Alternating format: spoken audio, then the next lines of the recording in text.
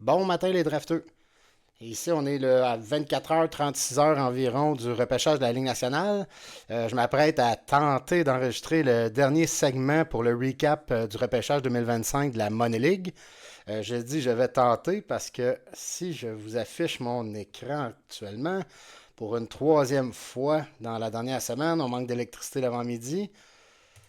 J'ai 75% d'autonomie. Fait qu'on va essayer d'y aller comme espéré en moins de 20 minutes parce que si je me fais ma batterie, j'aurai 47 minutes. Ça descend plus vite que qu'est-ce qui est affiché. Fait qu'on part tout de suite.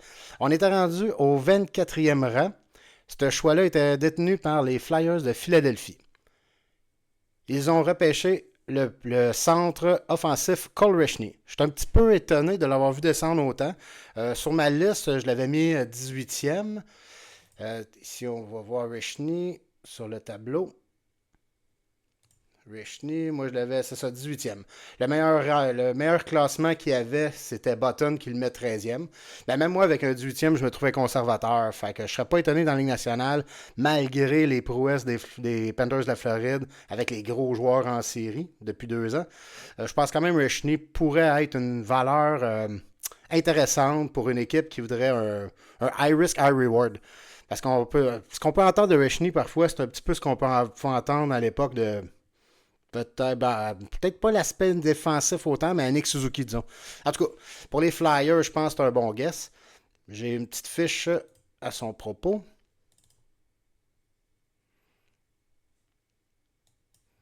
Fait que Cole Reshney avait été repêché quand même troisième dans la Ligue de l'Ouest. Fait que même les recruteurs amateurs avaient de grands espoirs envers lui.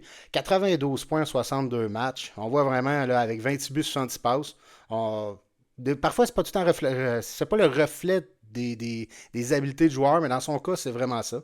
Plus 42. C'est un petit peu éteint en série. C'est, ben, pas lui, mais son équipe, parce qu'on les voit vraiment aller loin.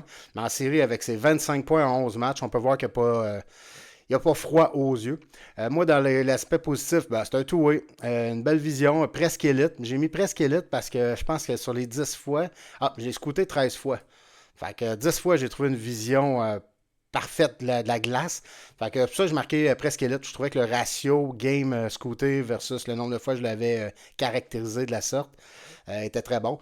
Un très bon passeur, il drive le net, très smart. Il a un très bon one-timer. Quand même intense pour un joueur de 5 pieds 11. Il n'est pas très bon dans les face-offs. Il y a eu une blessure en fin de saison, d'après moi. En tout cas, je me rappelle d'une mise en échec dans le dernier ou l'avant-dernier match de la saison. Puis ensuite, j'ai trouvé que les fins de chiffre étaient un petit peu défaillants. Fait que je pense que c'était juste une blessure au bas du corps. Il manque un petit peu d'explosion pour son patin. Puis la seule caractéristique, je dirais, en attaque que j'ai peut-être dénoté de négatif, c'est une problématique high hand.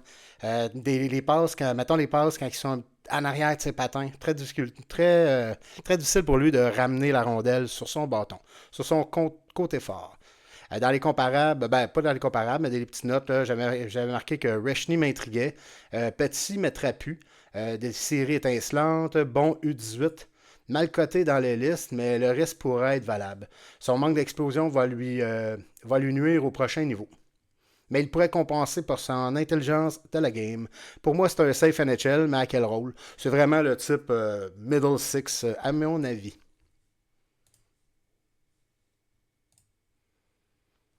Au 25e échelon, Jack Nesbitt a été réclamé par les Red Wings de Détroit.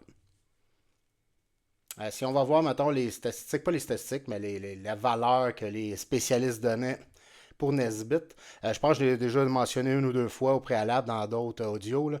C'est vraiment un gars que je voyais très haut au départ. Ben, en fait, non, je ne le voyais pas du tout. C'était pas un gars que je scoutais au départ. Puis finalement, je me suis mis à scouter. À un moment donné, il était même sur ma liste pour repêcher 13, 14. Moi, je l'ai redescendu un petit peu vers la fin, mais c'est quelqu'un que sa progression a été constante toute la saison. Fait que, vu son poids, son gabarit, puis je dirais que dans le repêchage, c'est le joueur qui me semblait le plus studieux, je sais pas comment dire ça. Tu sais, on voyait vraiment que des fois, le coaching staff, il donnait un rôle, exemple, en power play, va à côté du filet, joue bumper. Il avait tendance à jouer bumper, même si c'était pas nécessairement le jeu à faire à ce moment-là, mais il s'endoctrinait dans le rôle qu'on lui avait attribué. Puis la game suivante, c'est complètement un autre joueur. En tout cas, tout ce que je raconte là, c'était surtout en powerplay que ça se voyait. Fait que si on regarde, mettons, les statistiques, le plus haut, c'est 20e. C'est Hockey News qui le mettait 20e. Mais il y a des gens comme Elite Prospect qui vont même jusqu'à le mettre 48e. Ça n'arrivera pas. J'ai l'impression que c'est une valeur qui a été faite en l'évaluant avant Noël. Parce qu'après les fêtes, vraiment, son jeu s'est amélioré de façon exponentielle. Pour Nesbitt. Je l'ai évalué 23 fois. Ça montre un petit peu mon sérieux. Je pensais vraiment prendre ce joueur-là. Il avait été repêché 20e dans la Ligue de l'Ouest. Une belle saison, 64 points, 65 matchs. Jouait sur un deuxième trio. Ensuite, pour le côté positif, un traffic lover, comme j'aime beaucoup le devant du filet. Two-way mentality. À égalité numérique, me faisait penser un petit peu à Jake O'Brien sur son positionnement sur la glace. Il pensait vraiment plus à contrer un turnover ou qu'à y aller all-in en attaque. C'est un très bon passeur, il a de la puissance, le hockey sense, il est responsable, puis il protège très bien la puck. Moi, il me faisait penser un peu à ce qu'il pourrait devenir, c'est un Johan Franzen en plus gros. Ben, en fait, avec un plus long bâton. Je me rappelle plus la grandeur exacte de Franzen, mais ce qui m'impressionne de Nesbitt, c'est vraiment sa récupération des rondelles devant le filet. C'est de là que j'ai fait le lien avec Franzen. Je vois Nesbitt être un troisième centre efficace ou un ailier middle six qui travaillera toujours fort pour les rebonds. Ne doit pas transporter la rondelle en sortie de zone, car en transition, il est exécrable. Je rectifierais le terme exécrable. En série, on a vu quand même que son jeu s'est amélioré aussi du côté de la transition. Fait que j'aime beaucoup son potentiel.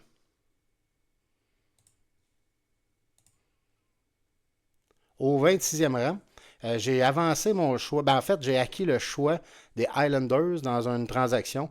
J'avais le 31e au total. Je voulais absolument repêcher à ce rang-là Jack Murtaugh. C'est un joueur que je voyais peut-être prendre avec mon 18e. Je dirais que c'était peut-être le troisième. J'ai pris Cameron Reed. Puis j'ai hésité entre Reed et Reshny, mais advenant que les deux auraient été non disponibles. Murtaugh, c'est un joueur qui m'intrigue beaucoup parce qu'il jouait avec une équipe un petit peu je dirais pas qu'elle était pas bonne. Le USA était pas. Il n'y avait pas de Jack Eichel cette année. Il y avait pas de joueurs afin de mettre en valeur des joueurs complémentaires. Jack Murtaugh, c'est vraiment un joueur complémentaire. Il peut faire un petit peu tout. On peut y attitrer n'importe quel rôle sur la glace, puis il va le compléter. Fait que c'est un gars qui pourrait sans surprise, selon moi, marquer un 25 buts, 25 passes dans la Ligue nationale. Si on regarde un petit peu les rankings qu'on le place, ici, le meilleur, c'est moi qui le mettais 19e. Tout près, il y avait Snake qui le mettait 20e. Puis dans les positions moins bonnes à son égard, là, Hockey News puis Athletic, 35-34. Fait qu'on va vraiment là, 20 à 34. Fin première ronde, c'est là qu'on devrait le voir dans la Ligue nationale. J'ai pas de statistiques de game de lui. Je pense que je l'ai vu jouer à peu près 6 fois seulement. Puis c'était principalement dans les tournois internationaux. Mais j'avais bien aimé sa game contre la Ligue canadienne au début de la saison. Là. C'était quoi? C'était en novembre. C'est là la première fois que je l'avais vu jouer. Il m'avait impressionné en fait parce qu'il n'était pas dans mes notes pour un possible choix de première ronde. Puis à partir de là, ben, je me suis un petit peu amusé à vouloir le regarder, là, surtout pendant les fêtes, puis tous les tournois internationaux qu'on pouvait voir les États-Unis jouer. Au 27e rang maintenant, les Flames de Calgary de Carl ont repêché Sacha Boumedienne. Lui aussi, c'est un joueur que j'ai beaucoup changé de position pendant la saison. Je pense que j'avais fait pas un mock draft, là, mais une préliminaire, une petite liste préliminaire sur le forum. On était peut-être en janvier ou en février. Je pense que je l'avais dans 20, 22e, 23e. J'avais vraiment aimé son tournoi au fight. C'est un joueur, en transférant aux États-Unis, a quand même eu beaucoup de temps de glace pour son âge. Puis aussi avec le fait de transitionner vers des plus petites patinoires. La seule chose, c'est que les chiffres venaient pas tout le temps. C'est un petit peu pour ça que je l'ai descendu, mais j'aime beaucoup son flair. Je dirais que c'est un de ceux que l'instinct de contre-attaque m'impressionnait le plus cette année. J'ai pas de notes sur lui à proprement dit, un petit peu comme Murtaugh. Je pense que je l'ai scouté 7-8 fois environ cette saison. Puis j'avais pas assez de notes, mettons, je disais, bon, ben, mettons, dans 4 parties sur 7, j'ai trouvé qu'il y avait telle caractéristique qui ressortait. Dans son cas, c'était souvent des caractéristiques différentes d'une partie à l'autre. Mais il y avait, bon, certains sont un petit peu défaitistes sur son aspect défensif. Pour ma part, c'est l'année prochaine qu'on va pouvoir mieux le catégoriser. Au 28e rang, les Prédateurs de Nashville ont pris un guess avec Cameron Schmid. Et quand je dis un guess, c'est pas un guess négatif, c'est un guess positif. C'est un joueur excessivement talentueux. C'est un sniper, un speedster. C'est probablement le gars qui a le quick shot le plus étincelant du draft class. Il est quand même quick et il a des changements de vitesse incroyables. Lui, j'ai des notes sur son dossier. Ah, avant, on va checker ses classements. Cameron Schmid, ici.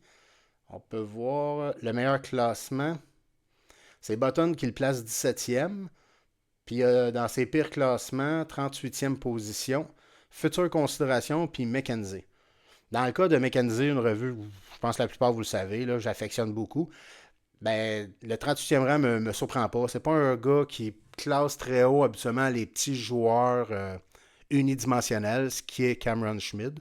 Ben, c'est un gars, je pense qu'en fin de première ronde, là, ou début de deuxième ronde, ligne nationale, pourrait valoir son pesant d'or s'il réussit à améliorer simplement un autre aspect de son jeu. Par exemple, son jeu sans la POC. Ça, je me rappelle que ça me décevait beaucoup. Il ne va pas confronter. Je veux pas qu'il aille. Tu sais, comme Cole Caulfield ne va pas aller confronter physiquement dans le coin en récupération de rondelles. Mais néanmoins, il est quand même capable d'avoir un bâton actif. Je pense que c'est sur cet aspect-là que Schmid pourrait essayer de s'améliorer, sur son bâton défensif. Si on regarde les petites stats, les petites caractéristiques, je l'ai vu jouer 17 fois. 5 pieds 7, 157. Quand même un septième overall, mais ça là-dessus. Septième overall, Ligue de l'Ouest. Je pense dans le junior, la grandeur importe peu sur l'overall. C'est vraiment le talent qu'on repêche bien souvent. Moi, ce qui m'a déçu sur U18, 4 points en 7 matchs. Je pensais vraiment que ça allait être une bougie d'allumage pour son équipe. Ça n'a pas été le cas. C'est un peu là que je me suis mis à le diminuer. Parce qu'au départ, je me disais, je pourrais-tu prendre une chance avec mon 18e au total.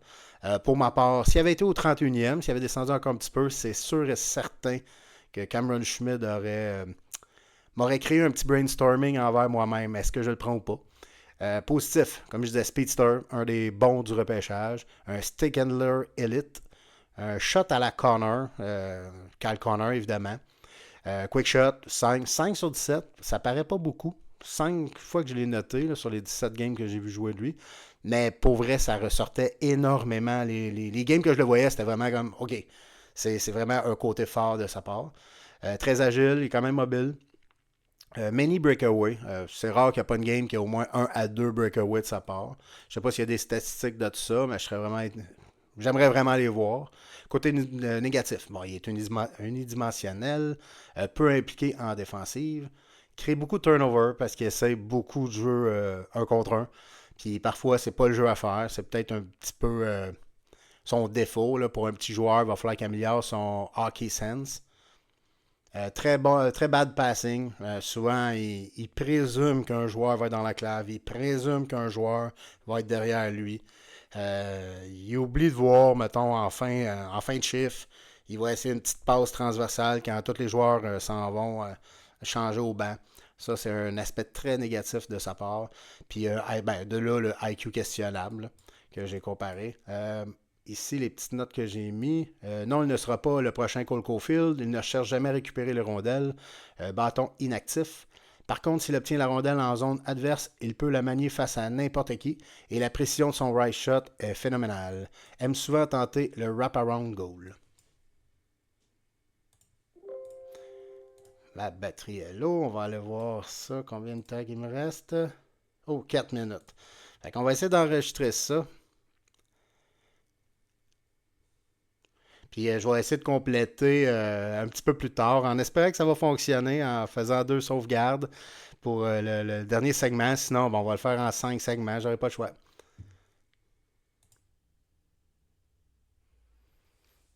Désolé du petit lag.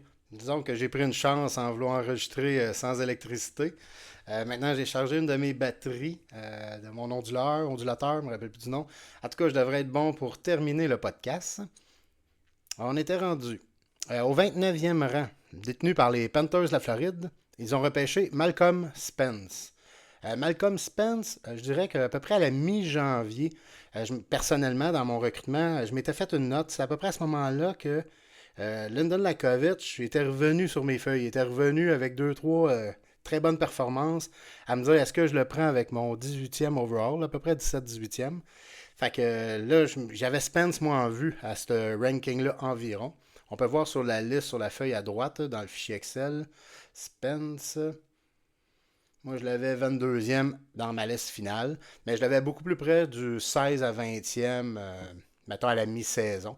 Puis je m'étais vraiment fait une feuille qui était mis Lakovic d'un côté, puis Spence de l'autre. Mon fonctionnement, c'était je regardais les trois parties de la semaine de l'un, ensuite, immédiatement après, les trois parties de l'autre, puis j'essayais de me dire, bon, lequel des deux? Je voulais avoir un attaquant seulement à cette position-là dans ma tête pour mon propre ranking. Puis effectivement, finalement, Lakovic a pris les devants, puis Spence, j'ai fini par le descendre un petit peu. Mais c'est un joueur vraiment qui pourrait vraiment augmenter sa valeur parce que c'est un gars qui va être excellent en série. Je pense pas que ça va être un gars qu'on va le voir faire 65 points dans la Ligue nationale. Mais en série, c'est vraiment un joueur qui est déterminé. Moi, le feeling que j'avais, là, c'est un petit bulldog. Quand il veut quelque chose. Ah, puis il est très caractériel. En série, à deux occasions, j'étais sûr qu'elle allait être suspendue. Il a poussé un arbitre quand il y a eu une échauffourée. C'est un gars, il va falloir qu'il gère ses émotions parce que dans la Ligue nationale, c'est évident qu'il aurait été suspendu immédiatement. Dans les notes, dans le petit classement, c'est lui qui le met le plus haut. C'est Hockey News, 19e. Puis le plus bas, c'est au 33e rang, c'est McKenzie. Ça, c'est quand même ça m'étonne beaucoup parce que, pas McKenzie, excusez, McKenzie. McKenzie, c'est le genre de joueur j'aurais cru qu'il aurait apprécié. Ça semble pas être le cas cette année. Mais encore là, on voit que c'est un gars, son classement, le Money League 29e, là, puis un peu partout, on le voit en fin, mettons le troisième tiers de la première ronde. Lui, j'ai des petites notes de son côté.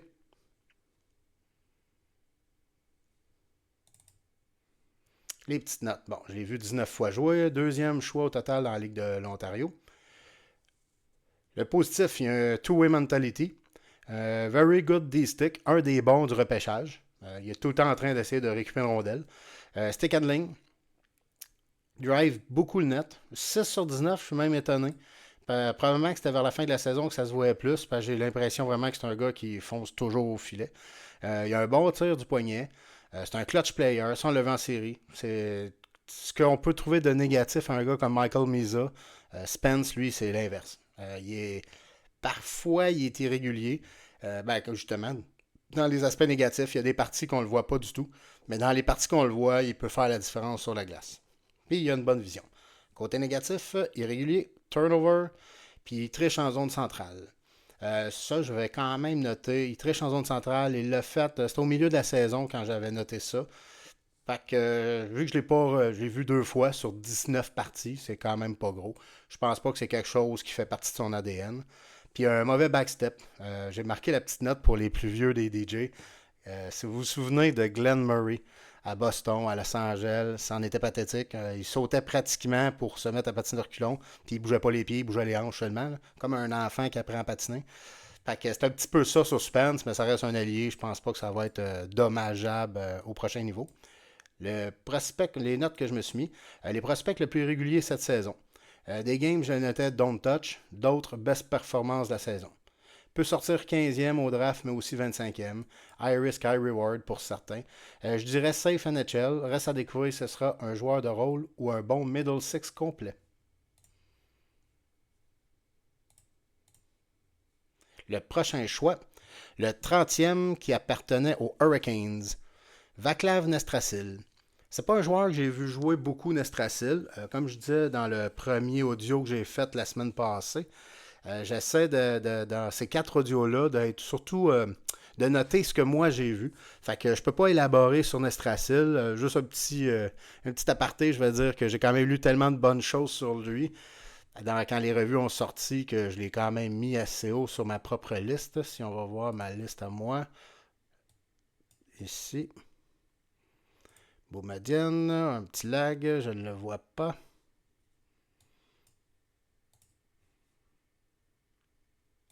Ok, oui, ici. Dans le fond, ça équivalait au 37e rang que je l'avais mis. On peut voir, je l'ai mis dans les coins de Riker Lee, Romano, Benak, Boumedienne, Limatov. Bon, on voit un petit peu le genre. Fait que c'est pas moi qui peux dire oui, oui, tel joueur vaut ceci, vaut cela, parce que je ne l'ai pas scouté personnellement. Mais je pense que c'est un bon ranking. C'est à peu près là qu'on va le voir dans la Ligue nationale. Puis c'est une valeur d'un gars, justement, fin première ronde, début deuxième. Là. Des gars que tu aimes avoir dans ton équipe parce que tu dis qu'il peut avoir un reward. C'est pas s'il ne marche pas dans sa position que tu l'anticipais au départ, je pense que c'est un gars qui va pouvoir avoir différents rôles au prochain niveau. Au 31e rang, les Sharks de San Jose avaient échangé leur choix à Ben. Vegas, ils ont pris William Moore. Pour me répéter, j'ai eu beaucoup de difficultés à voir les parties des États-Unis cette année. Fait que j'ai pas scouté William Moore en long et en large. On va aller voir quand même le ranking des spécialistes. Le meilleur ranking au 30e rang des Athletic. Athletic le voit absolument où est-ce que Chevs, il l'a pris pas Chevs, mais que Ben l'a réclamé dans la Money League. Mais il y a quand même des gars comme Future Constellation, on le voyait 55e. Je crois que celui-là, c'est un petit peu bas parce que si on regarde les autres, là, on parle de tout entre 30 et 39. Quand je dis que je ne l'ai pas scouté, on peut voir au bout de la ligne. La seule chose que moi j'ai marqué de lui, il drive le net, devastating hitter, hockey sense, mais malheureusement, il est irrégulier. Le dernier choix de la première ronde et le dernier choix qu'on va regarder dans ce petit recap pour la saison 2024-2025, il s'agit d'un choix des Sénateurs d'Ottawa.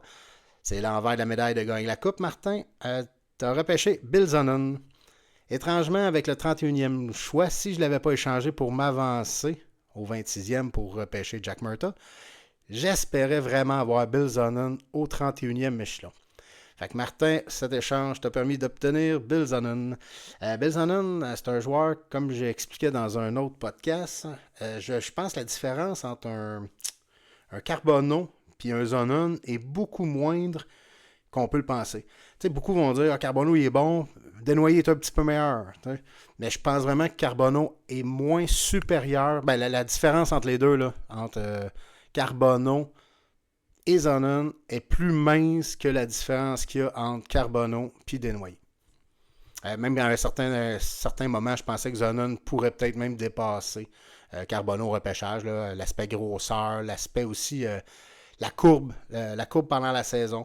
Je ne sais pas si je n'avais parlé. Moi, Zonon, il sortait de nulle part. Je ne l'avais pas sur mes listes. Je vous dirais jusqu'à peut-être fin novembre. C'était même pas un gars. Tu sais, fin novembre, je regardais des gars comme Nobert, comme Desjardins, dans la ligne mettons du coin de l'œil. C'était vraiment les deux, Carbonneau, Desnoyers, que je scoutais dans le junior majeur du Québec. Mais tu sais, t'avais deux, trois autres gars, là, Wang, pis ça. Le petit défenseur que j'ai pas, la berge. La berge aussi, c'est un gars que je voyais. Puis finalement, Zonon, il m'a pas pu à un moment donné, je me suis mis à le suivre. Pas énormément. Je pense que j'ai des notes sur lui, oui. J'ai vu jouer juste 4 fois.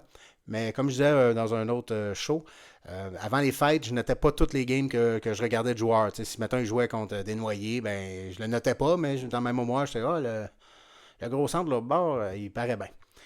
À 6 pieds 2, ben, 6e choix overall dans le Q. Une saison de 83 points en 64 matchs, c'est pas beaucoup moins qu'un Desnoyers. C'est quand même impressionnant pour un gars qu'on n'entendait pas parler, à mon avis. En tout cas, du moins pas en première ronde, avant les fêtes. Côté positif, il drive le net 3 fois sur 4 games que j'ai regardé. J'ai trouvé bon dans les face-offs. Je dis pas que c'est un. Je serais pas étonné que c'est les statistiques, c'est 52% seulement. Mais les matchs que j'ai regardés, ils étaient très étonnants. C'est sûr qu'il jouait. C'est drôle la façon qu'il se positionne pour les mises au jeu. Là. Il joue vraiment la force, le son physique face à des petits centres. Il y a un good balance. Pour un gars qui est gros, mettons, comparé à un Jack Nesbitt, parfois qui tombe en faisant de feinte ou du moins s'il se fait le moindrement accroché. Dans le cas de Zonon, c'est pas le cas. C'est un travailleur, puis quand même une bonne vitesse pour son poids. Le négatif, j'ai marqué qu'il manquait un petit peu d'explosion. Quand il change de vitesse ou, mettons, s'il doit, mettons, il part là, sur une mise au jeu. Mettons, une couverture défensive, parfois, ça, il y a de la difficulté. Je pense qu'en renforçant ses jambes, ça devrait s'améliorer.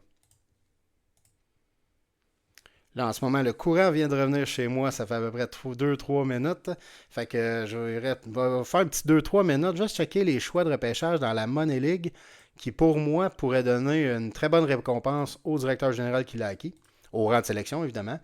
À partir de la deuxième ronde, si on regarde ça, ben, je vais parler un petit peu de Chabanov. Maxime Chabanov, le premier joueur non éligible au repêchage, disons. Là. Il y a quoi, 21 ans, 22 ans. Meilleur joueur en Russie.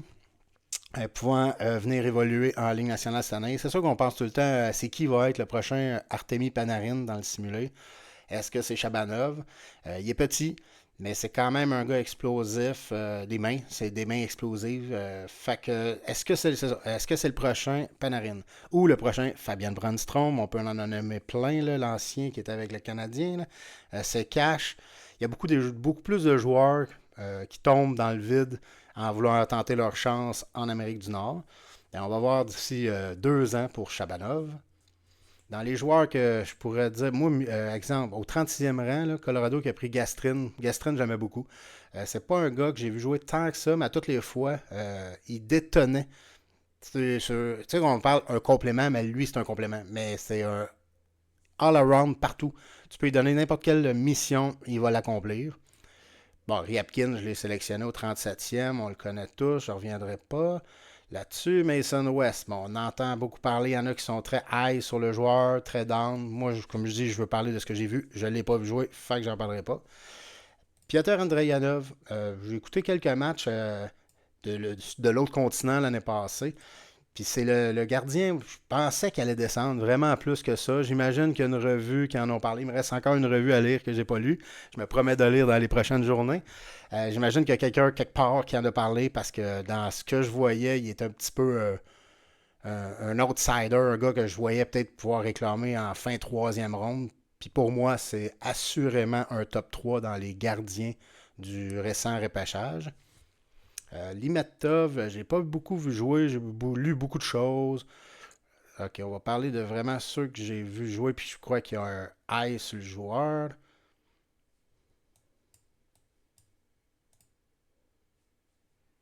Au 67e rang, les Hurricanes ont repêché Nathan Beam. Ça, c'est un joueur, là, quand je parlais un petit peu plus tôt, que j'avais fait une feuille. Bon, lequel, avec un middle first round, je pourrais prendre entre Spence ou Lakovic. Au départ, moi, c'était Spence ou Beam. Beam m'a impressionné dans les premières games que j'ai vues, mais c'est un joueur qui s'efface une game sur deux. Mais il look pro. Il a vraiment l'air d'un professionnel, la manière qu'il se comporte sur la glace. J'ai lu entre les branches que son jeu était défaillant sur plusieurs aspects. Moi, j'ai aimé les games que j'ai vus. J'ai peut-être vu jouer 8-9 fois environ. Pas assez pour prendre des notes. Comme je disais, il est irrégulier, ça c'est clair. Mais c'est vraiment un gars qui pourrait sortir de nulle part et avoir un choix de troisième ronde comme ça. Là. Très bon pick des Hurricanes. Adam Benak, un joueur que j'aime beaucoup. Pas très grand, pas gros plutôt. Mais ça pourrait être un bon high risk, high reward. 73e rang, le Canadien qui prêche Bryce Pickford. En série, c'est un gars de 19 ans. Aurait pu être repêché l'année passée. Ça, c'est quand même un joueur qui sort pas de nulle part, mais sa fin de saison, je pense que j'avais vu pendant le game, il y avait comme 12 buts à ses 19 derniers matchs, quelque chose comme ça, rendu en série. Fait qu'on peut vraiment dire qu'il s'est donné les munitions pour sortir fort au prochain repêchage de la Ligue nationale. Eddie Genborg, ça avec 76e rang, Détroit. J'aime beaucoup ce choix-là en troisième ronde, un très bon guess. Tyler Hopkins, 78e à Seattle. Matthew Guard à Philadelphie. Mais là, subtilisé, j'allais repêcher Guard juste après lui. Mais finalement, j'ai pris un de mes choix de cœur, LG Mooney. C'est un petit peu le era. La perte de Johnny Gaudreau cette année, pour ma part, dans mon équipe. Je me disais, est-ce que Mooney pourrait devenir le petit joueur américain qui sort de nulle part? Owen Griffin, encore un autre joueur de très bonne série. J'ai hâte de voir s'il va pouvoir propulser ça pour sa prochaine saison. Tyler Thorpe à San Jose, 84e. Ça, c'est un gars que je voyais vraiment dans ces rangs-là. Je me disais, fin troisième ronde, moi, je voulais repêcher Tyler Thorpe. Repêche pas le Canadien de Montréal dans la Ligue nationale l'année passée. C'est pas juste un gros joueur. T'sais, au camp d'entraînement, on l'a vu, là, il faisait un trio avec Jack Eye. Puis, c'était qui l'autre joueur déjà avec Jack Eye? Là, j'ai un blanc. Là. En tout cas, c'était trois gars intenses. Puis moi, je trouvais que Thorpe, c'était celui qui avait sorti le mieux. Puis dans la saison, pendant que je regardais la Ligue de l'Ouest, voyons, j'ai un autre blanc. Partner de. Tu Schmid ou non, c'est le partner de Martone. Non, mais non, de Schmid. Mais c'est ça. Il patine bien, il joue bien défensivement, il joue bien sa position. Il est quand même capable, il a une bonne récupération de rondelles autour du filet. Je pense que les Canadiens peuvent avoir un gars de quatrième trio en devenir dans le format qu'ils souhaitent obtenir depuis quelques années. Là, je vais aller un petit peu plus loin, on est rendu à une demi-heure. Pas un petit peu plus loin, un petit peu plus vite. Bon, Gabriel Daigle, 102e. Gros hype l'année passée. Là, un an et demi, on pensait que ça allait peut-être devenir un fin première ronde, disons un top 50 safe. Lui, c'est l'année de la dernière chance, comme on dit. Il faut vraiment qu'il trouve le moyen d'améliorer ses atouts. Alex Wong, un autre gars que j'ai vu jouer quand même souvent. Calgary le pêche 105e. Un très grand reach. C'est un gars que j'aimais. Bon patin. Très bon patin. Ça peut être un très bon choix en quatrième ronde. Là. Le genre de gars, je ne serais pas étonné qu'il fasse la Ligue nationale. Ah, puis là, je le répète, tout ce que je dis là, c'est pas parce que je n'aime pas un joueur que c'est pas un bon joueur. J'essaie vraiment de parler des joueurs que j'ai vu jouer. Exemple, 127e, j'ai repêché Julius Sumpf. Évidemment, c'est en voyant les parties de Caleb Desnoyers. J'ai vu le type de joueur que Julius Sumpf était. Je pense vraiment qu'il pourrait jouer dès l'an prochain dans la Ligue nationale sur un rôle de 3 ou 4e centre. Quand on dit un joueur fait bien les petites choses, Julius Sumpf c'en est un. En cinquième ronde, il y a un joueur Patrick Thomas de Colorado, un autre joueur du même genre. C'est pas un joueur de 18 ans, de 17-18 ans. C'est pas son année de repêchage. Il avait déjà été repêché Ligue nationale. Il a connu une grosse saison avec le club à Jake O'Brien. Il jouait sur le premier trio. En série, il jouait même avec O'Brien. Ça faisait un beau duo. Manque peut-être un petit peu de quickness dans son jeu. Je suis pas encore convaincu que c'est un gars qui peut bien. Tu sais, qui va pouvoir avoir une offensive dans le prochain niveau. Mais c'est un gars qui pourrait vraiment se trouver un rôle. Peut-être un gars qui va jouer un 300, 400 matchs en Ligue nationale, je serais pas étonné. Mais qui risque de faire plusieurs équipes. Fait que c'est à peu près ça pour ça. On est pour cette année. On est rendu à 32 minutes. Je vous tiendrai pas plus longtemps avec ce show-là. J'espère que ça vous a plu. Moi, en tout cas, j'ai aimé ça parce que cette année, j'ai vraiment écouté beaucoup de games. Fait que c'était facile. J'avais pas besoin de faire des préparations, des feuilles, des notes. Fait que j'y allais avec mes souvenirs. En même temps, je voulais dire un petit salut. J'ai su qu'il y avait certaines personnes en dehors de la Money League qui écoutaient. C'est sûr, quand on parle de choix, exemple Caroline, tout ça, on parle pas de mock draft, on parle pas de prévision. C'est vraiment des gars pour la Money League. Mais ça fait plaisir de savoir qu'on est écouté ailleurs. Puis pour conclure, je vais vous laisser sur un petit questionnement. Là, on a vu avec l'échange que les sénateurs d'Ottawa dans la Ligue nationale avaient effectué pour Dadonov, l'envoyant à Vegas, si je me rappelle bien. Ils devaient donner un premier choix, mais qu'ils pouvaient toujours déléguer la perte de leur premier choix. C'est vraiment une perte, là, pas le donner dans l'échange. Ben, la perte, c'était soit le 2024, non, 2023. Là, ils l'ont repoussé d'un an, c'est 2024, 2025, quelque chose comme ça. Puis là, cette année, ils ont le 21e choix au total. Dans un repêchage qu'on dit so-so, ils ont décidé de remettre à l'année prochaine la cancellation de leur choix. Vous, est-ce que vous l'auriez fait? Moi, je ne sais pas parce que le 21e, dans un repêchage comme cette année, ça ne veut pas dire que ça va aider les sénateurs sur le court et moyen terme. Puis je suis pas convaincu que les sénateurs sont safe pour faire les séries l'année prochaine. Vraiment pas. Avec des équipes, par exemple, même le Canadien va s'améliorer. Il y a quand même plusieurs équipes qui vont s'améliorer et très peu qui vont diminuer leur valeur, leur nombre de points l'an prochain dans l'Est. Fait qu'imaginez que les sénateurs finissent, je sais pas moi, au 11e rang. Là, ils doivent donner leur choix. Puis boum, ils gagnent la loterie. McKenna ne tombe pas avec eux. Fait que moi, je pense que dans cette optique-là, j'aurais craint un petit peu puis j'aurais laissé tomber le choix de cette année. Je serais étonné de savoir, vous autres, qu'est-ce que vous en pensez. Salut les gars. Bonne journée. Et bon draft demain, n'oubliez pas.